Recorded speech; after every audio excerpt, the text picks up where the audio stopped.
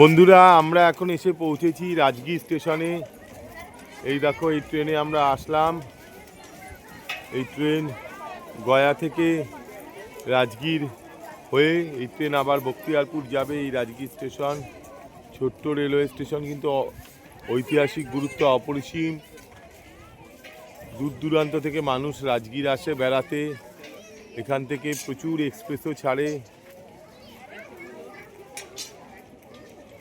এখান থেকে বখতিয়ারপুর চলে গিয়ে সেখান থেকে সারা ভারতের যে কোনো প্রান্তে চলে যাওয়া যায়। এখন রাজগীর থেকেও প্রচুর দিকে যাবার গাড়ি পাওয়া যায়। এই রাজগীর স্টেশন পাহাড়ের কোলে ছোট্ট স্টেশন এই রাজগীর। আমরা এরপর রাজগীর দিয়ে বেরিয়ে যাব এখানকার বিভিন্ন দশগুলো দেখতে। তোমাদেরও সেই জায়গাগুলো একটা একটা করে তুলে ধরবো। ওই অ্যানাউন্স হচ্ছে ট্রেন বেশিক্ষণ কিন্তু দাঁড়ালো না। এই ট্রেন এবার চলে যাবে নালন্দা হয়ে বখতিয়ারপুরের উদ্দেশ্যে।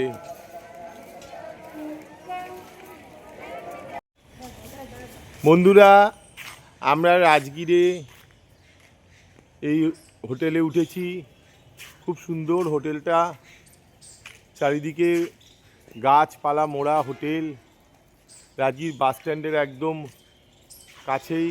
নাম হচ্ছে হোটেল কামেশ্বর। এই যে তোমাদের দেখিয়ে দিচ্ছি হোটেল কামেশ্বর, একদম রাজগীর বাস স্ট্যান্ডের কাছেই। তোমরা রাজগীরে আসলে এই ধরনের হোটেলে উঠতে পারো। খুব হালকা বাজেটের মধ্যে, বড় বড় রুম 300 থেকে 400 টাকার মধ্যে। ওপরে দোতলাতে অ্যাটাচ রুমও আছে, নিচেরগুলো অ্যাটাচ নয়। কিন্তু রাজগীরের মতন জায়গায় এত কম খরচে হোটেল এ কিন্তু পাওয়া খুব কঠিন। সেই জন্যই আমি বলবো, যদি ভালো হোটেল নিতে পারো তো খুবই ভালো। তা না হলে এরকম ধরনের হোটেলেও দিন দুয়েক থাকতে পারো। চারিদিকে গাছপালা মোড়া, বেশ একটা ঘরোয়া পরিবেশ এই হোটেলের। অবশ্যই এসো। এই সামনে রিসেপশনে বসে আছে দাদা কাকা সবাই, ওনারা একদম ঢোকার এন্ট্রি দিয়ে। বাইরের থেকেও ভিউটা একটু দেখিয়ে দিই। তোমরা রাজগীরে আসলে এই হোটেলটাতে উঠতে পারো। একদম 2 মিনিটের মধ্যে বাস স্ট্যান্ডে পৌঁছে যাবে। রেল স্টেশনও কাছাকাছি, ঠিক মিড পয়েন্ট এই হোটেল। এই যে দেখতে পাচ্ছ তোমরা, সামনেই রোড, এই রোড যাচ্ছে, এই পাশেই হচ্ছে বাস স্ট্যান্ড, একদম বাস স্ট্যান্ডের লাগোয়া। এই হোটেলের নাম্বারও দিয়ে দিলাম, তোমরা আসলে পরে অবশ্যই এখানে যোগাযোগ করতে পারো। খুব ভাল লাগবে। দিন দুয়েক ঘরগুলোও পরে দেখিয়ে দেব। আমরা এখন রাজগীরে খেতে বসছি লাঞ্চ। দেখো লাঞ্চে আছে 2 পিস চিকেন, ডাল, আলু ভাজা, আলু ফুলকপি সোয়াবিনের তরকারি, পাঁপড়, স্যালাড। এই হোটেল নিউ বঙ্গাল হোটেল রাজগীর, তার মেনু কার্ড। একদম রাজগীর বাস স্ট্যান্ডের উল্টো দিকে এই হোটেল। তোমরা আসলে এখানে খেতে আসতে পারো। খুব সুন্দর হোটেল। একদম সামনে দিয়েই দেখো বাস রাস্তা চলে যাচ্ছে। উল্টো দিকে হোটেল আনন্দলোক, তার ঠিক অপোজিটে এই হোটেল। এই একদম চকে। খাবার রেটও অনেক সস্তা। সবজি ভাত খেলে 50 টাকা, এই চিকেন ভাত 80 টাকা। যথেষ্ট রিজনেবল রেট। তোমরা অবশ্যই আসলে এখানে খেতে পারবে। সুমনও খেতে বসছে। সুমন খুব খুশি, এখানে মনের আনন্দে চিকেন খাচ্ছে। কালকে গয়ায় ছিল, ওখানে এসব পাইনি। আমরা এখন খাওয়া শুরু করব। এই সব ধরনের মধ্যবিত্ত বাজেটের মধ্যে হোটেলগুলো অবশ্যই তোমরা দেখতে পারো। সস্তার মধ্যেও কিন্তু খুব ভালো ধরনের খাবার পরিবেশন করে। রাজগীর আসলে এখানে অবশ্যই খাওয়া দাওয়া করো।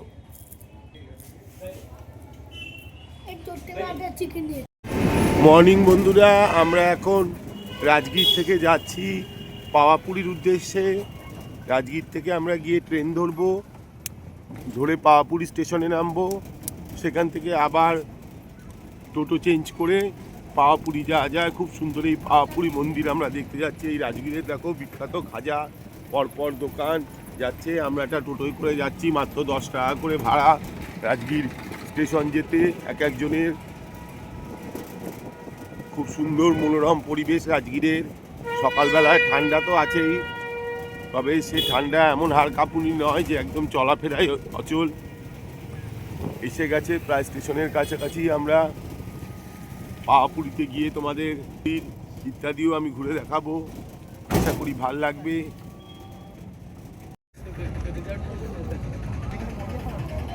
আমরা এখন রয়েছি পাওয়াপুরি স্টেশনে। এখান থেকেই আমরা যাব পাওয়াপুরীর জল মন্দির দেখতে। এই হচ্ছে পাওয়াপুরি স্টেশন, পাওয়াপুরি রোড স্টেশন। এখান থেকে জল মন্দির যাব। খুব বেশি ট্রেন এখানে সারাদিনে দাঁড়ায় না। রাজগীর থেকে ছেড়ে আসা 2-1টা এক্সপ্রেস এবং লোকাল, সারাদিনে 5-7-8টার বেশি ট্রেন চলে না। এই সামনে টোটো দাঁড়িয়ে রয়েছে, আমরা টোটো ধরে চলে যাব জল মন্দিরের উদ্দেশ্যে। রাস্তা এই পাশের রাস্তায় এরকমই এবড়ো খেবড়ো পথ দিয়ে নেমে যাওয়া। এই তোমাদের দেখাই কিভাবে গিয়ে টোটো হবে। এই দেখো স্টেশন থেকে এইভাবেই যাওয়ার জায়গা, এভাবে গিয়েই টোটো ধরা। আমরাও এগিয়ে যাচ্ছি। বন্ধুরা, আমরা এখন এসে পৌঁছেছি জল মন্দির পাওয়াপুরি। এখানে মহাবীর দেহত্যাগ করেছিলেন 72 বছর বয়সে। খুব সুন্দর এই জায়গা, চারিদিকে বিশাল সরোবর, তার মাঝখানে মন্দির। এক অপরিসীম সৌন্দর্যের ভাণ্ডার নিয়ে মন্দির। জৈন ধর্মের অত্যন্ত গুরুত্বপূর্ণ তীর্থস্থান হচ্ছে এই পাওয়াপুরি। পাওয়াপুরি আসতে গেলে নওয়াদা থেকে বাসও আসে পাওয়াপুরি আসার, সেটাতেও চলে আসতে পারো। অথবা রাজগীর থেকে যদি গাড়ি রিজার্ভ করে আসো তো তাতে আসতে পারো, কিংবা ট্রেনে পাওয়াপুরি স্টেশনে নেমে সেখান থেকে টোটোয় 25 টাকা করে নেয়, পাওয়াপুরি চলে আসতে পারবে।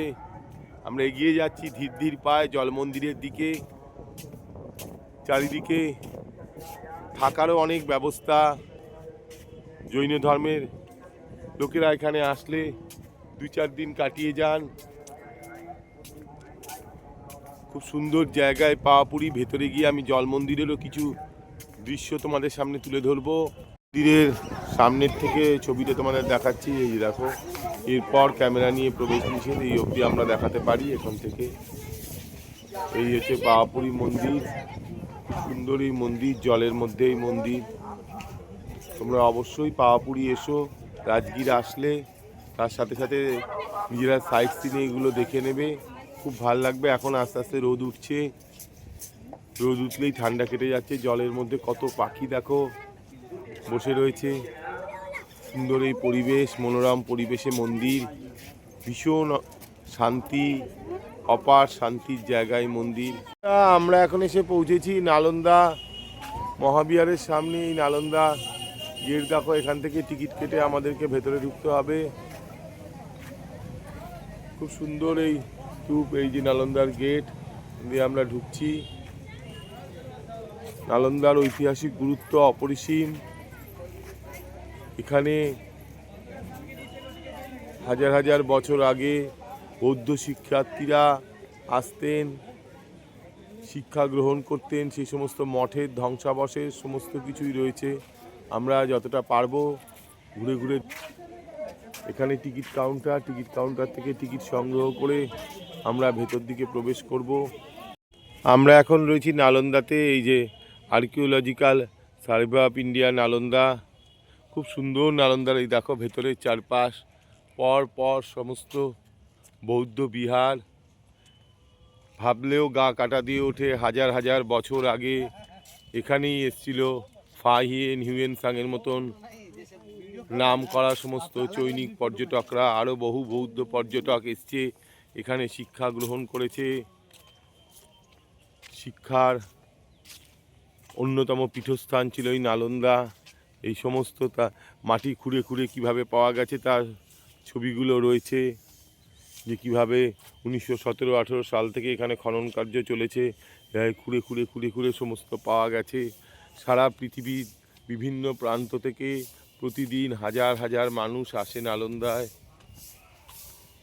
এখন আমরা যে ইউনিভার্সিটি দেখি তার কনসেপ্ট এই নালন্দাতে শুরু হয়েছিল কত হাজার বছর আগে। তখন থেকেই শিক্ষা দীক্ষা জ্ঞান বিজ্ঞানের পীঠস্থান ছিল এই নালন্দা।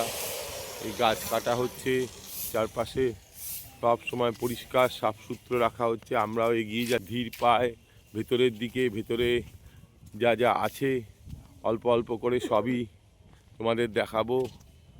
রাজগীর থেকে 2-3 ঘন্টা হাতে নিয়ে অবশ্যই চলে আসবে নালন্দা, খুবই ভাল লাগবে। নালন্দা রেল স্টেশনও পড়ে, ট্রেনেও নামা যায়। বখতিয়ারপুর থেকে যে কোনো ট্রেন ধরে এসে নালন্দা নামা যায়। ভেতরে তোমাদের ঘুরে ঘুরে দেখাই এই সমস্ত। ভেতরে দেখো এইগুলো এখন নতুন সিমেন্ট করে তৈরি হয়েছে, কিন্তু ওপরে এগুলো সব ইন্টারলকিং সিস্টেমে তৈরি। সমস্ত ইটের কাজ। সমস্ত বৌদ্ধ বিহার ছিল এখানে, সেই বিহারগুলো ভেতরে আমরা একটু একটু করে ঘুরে ঘুরে দেখছি। নালন্দার বিভিন্ন কক্ষের ভেতরগুলো তোমাদের একটু দেখাই। সেই যুগে এমনভাবে সামনে পাথর রেখে ব্যবস্থা করা ছিল যেখানে সূর্যের আলো পড়ে রিফ্লেক্ট হয়ে ভেতরে আসতো, লোকে বুঝতে পারতো দিনের শুরু। ছোট ছোট কক্ষ, তখন লাইটেরও ব্যবস্থা ছিল না। এই ভিতর দিক দিয়ে আমরা অল্প অল্প করে এগিয়ে যাচ্ছি। সুন্দরভাবে রাস্তা চলে গেছে। হাজার হাজার বৌদ্ধ ছাত্রেরা এখানে আসতো শিক্ষা গ্রহণ করতে। আমরাও সেখানে হাঁটছি, সেই সমস্ত ইতিহাস রোমন্থন করছি আর নিজেকে ধন্য মনে করছি। নালন্দা খুবই বিখ্যাত একটি জায়গা ভারতবর্ষের মধ্যে।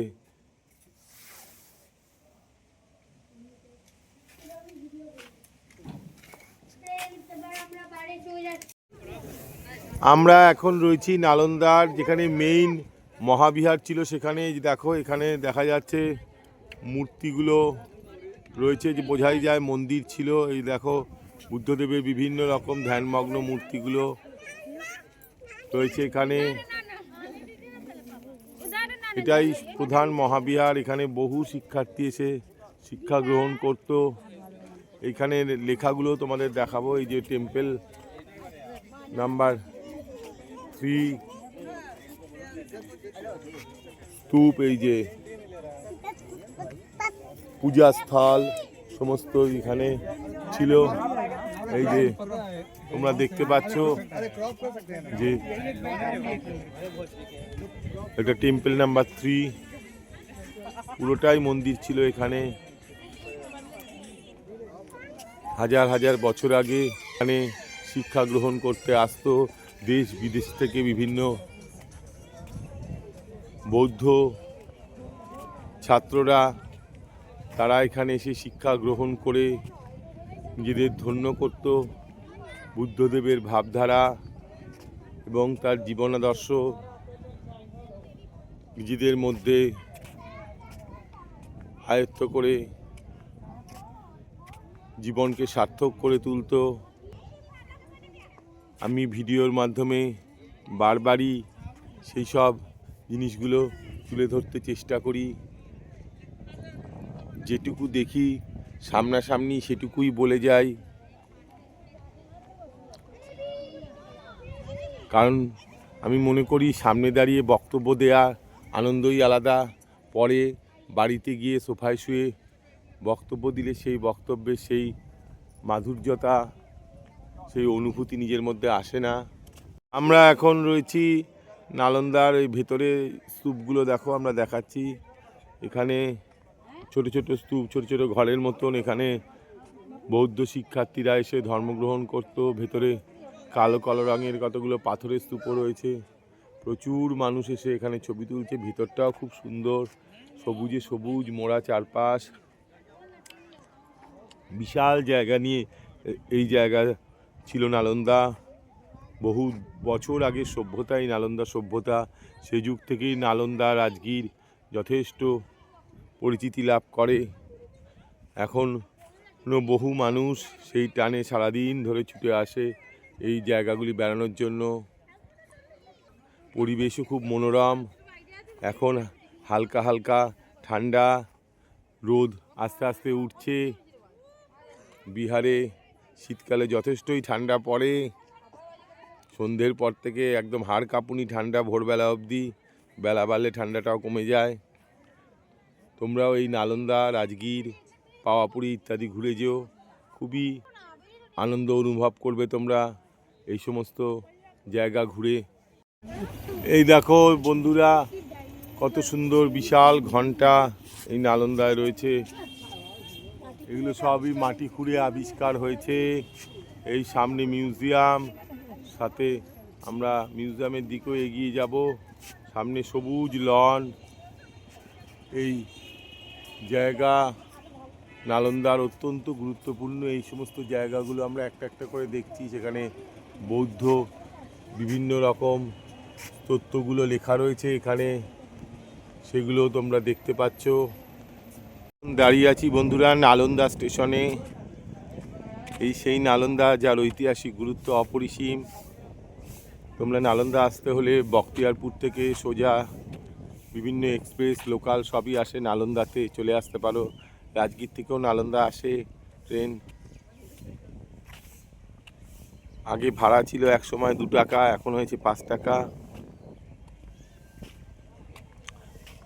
ছোট্ট ছিমছাম স্টেশন, কিন্তু এর ঐতিহাসিক গুরুত্ব অপরিসীম। চারপাশে ধান ক্ষেত, তার মাঝখানে স্টেশন। অল্প কয়েকটি যাত্রী আসলে খুবই ভাল লাগবে। এরকম সুন্দর একটা জায়গা, ছোট্ট স্টেশনে আনন্দ অনুভব করবে। আমরা ট্রেন ধরার জন্য এখন দাঁড়িয়ে আছি, ট্রেনে রাজগীর যাব। আমরা এখন রাজগীরে ঘোড়ার গাড়ি চড়ে ঘুরে বেড়াচ্ছি। স্পটগুলো সব দেখতে বেরিয়েছি। এই ঘোড়ার গাড়ি চড়ে ঘুরতে মোটামুটি 600 থেকে 800 টাকার মধ্যে রেট লাগে। আমরাও যাচ্ছি, ঘোড়ার গাড়ি চড়ে এগিয়ে যাচ্ছি। পর স্পটগুলো দেখতে দেখতে এই যে গাড়ি যাচ্ছে আমাদের ঘোড়ার, এই সামনের দিকে। এই দেখো ঘোড়া চলছে আমাদের।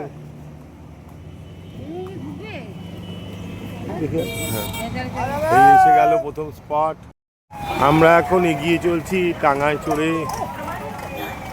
জরাসন্ধের খাজানা, শান্তিস্তূপ ইত্যাদি দেখার জন্য। টাঙা এগিয়ে চলছে। আজকে সরস্বতী পুজোর ভাসান, সেজন্য ভিড় খুব, রাস্তাও অনেক জ্যাম। তবে তার মধ্যে দিয়েই টাঙা এগিয়ে চলছে। বেশ আরামদায়ক জার্নি, দুলতে টাঙা চলছে। এই যে আমাদের টাঙা।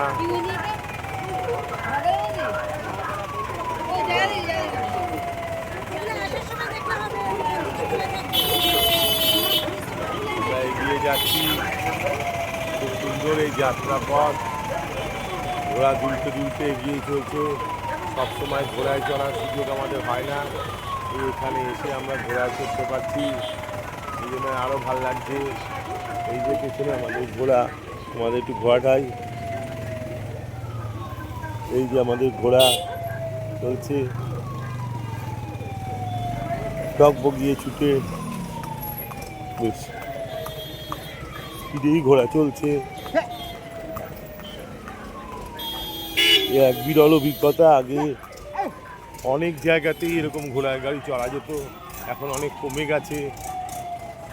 এই একটি খুব সুন্দর মন্দির করলো, ফেরার পথে আমরা নামবো। সন্ধ্যের সোনার ভাণ্ডারের এটা পুরাতত্ত্ব বিভাগ দ্বারা সংরক্ষিত অত্যন্ত গুরুত্বপূর্ণ জায়গা। বহুবার এই সোনার ভাণ্ডারে চেষ্টা করা হয়েছে রহস্য উন্মোচনের, কিন্তু করা যায়নি।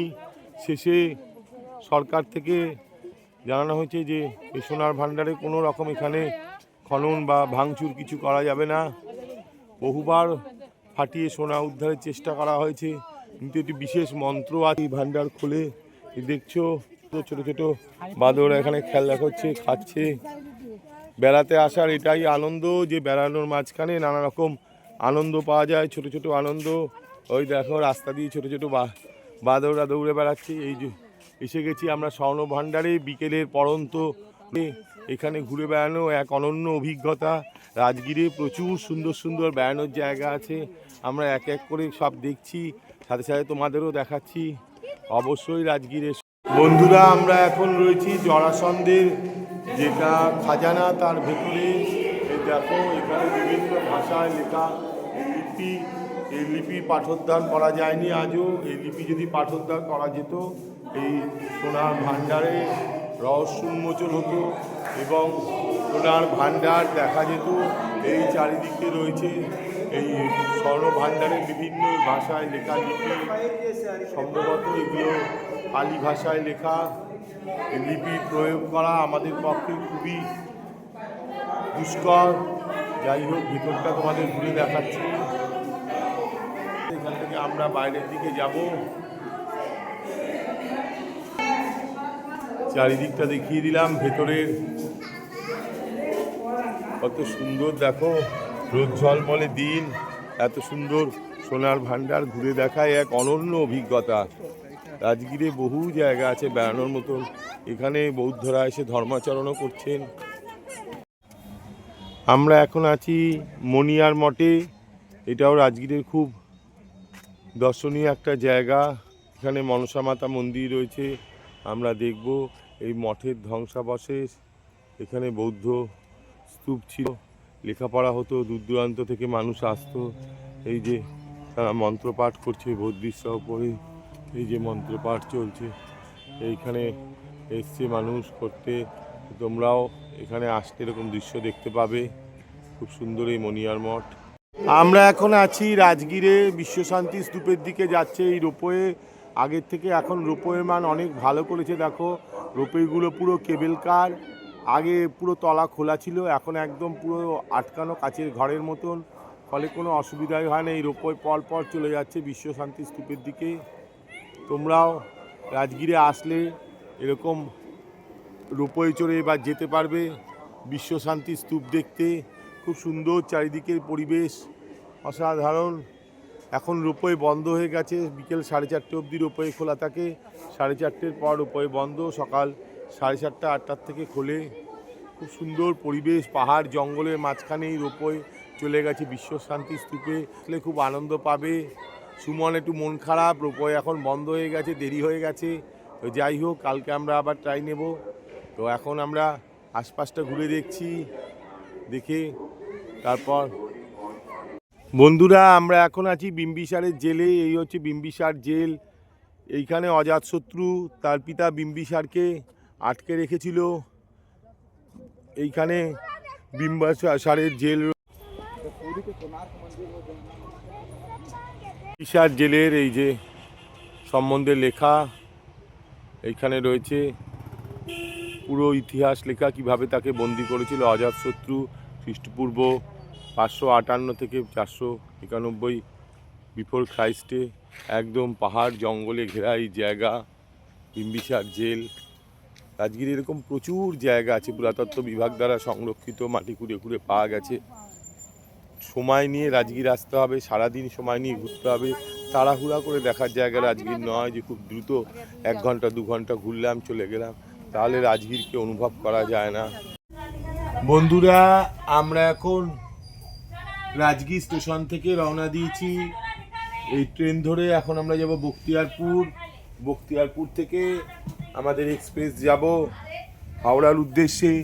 এই রাজগীর স্টেশন পার হচ্ছে আমাদের ট্রেন, একদম ফাঁকা, বিহারের লোকাল ট্রেন। লোক বলতে 5-6 জন একটা বগিতে, কিছুই নেই, দেখছো সিটের পর সিট পুরো ফাঁকা করছে। রাত্রিবেলায় লোকজন খুব কম, দিনের বেলায় এইসব ট্রেনেই তিল ধারণের জায়গা নেই। এই রাজগীর থেকে আমাদের ট্রেন বেরিয়ে যাচ্ছে, রাজগীর পার হয়ে আমরা এগিয়ে যাচ্ছি।